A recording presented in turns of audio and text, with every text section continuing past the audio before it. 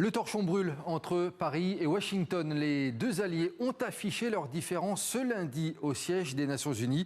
On en parle justement avec May Valo. Bonsoir May. Alors dites-nous, que s'est-il précisément passé entre Paris et Washington ? Eh bien, l'incident diplomatique s'est produit en pleine réunion du Conseil de sécurité sur l'Ukraine. Alors que l'ambassadeur français auprès de l'ONU prend la parole, la délégation américaine quitte la salle.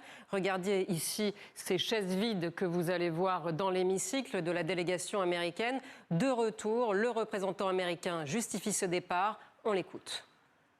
Je dois souligner qu'il y a un membre de ce Conseil qui joue l'indignation morale et prétend donner des leçons à tout le monde sur tous les sujets.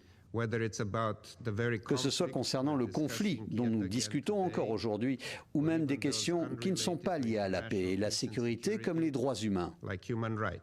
C'est pour cela que nous sommes sortis lors de l'intervention de la France. Ah oui, les mots sont durs en effet. Que reprochent exactement les États-Unis à la France ?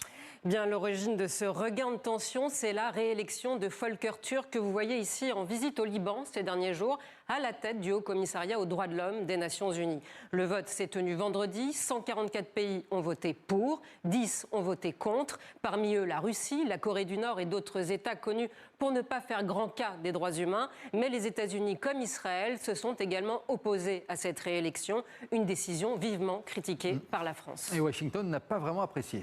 Il faut reconnaître que les mots en anglais de la mission permanente de la France auprès de l'ONU à Genève n'ont pas non plus été très tendres. Dans un post sur X publié au lendemain du vote, elle accuse les États-Unis de s'aligner sur des régimes autoritaires comme la Corée du Nord ou la Russie et assure que le monde n'écoute plus les États-Unis.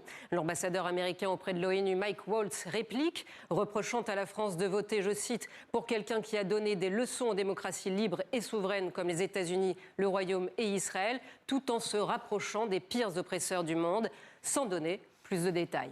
Et pourquoi les États-Unis et Israël s'opposent-ils ainsi à Volker Türk ?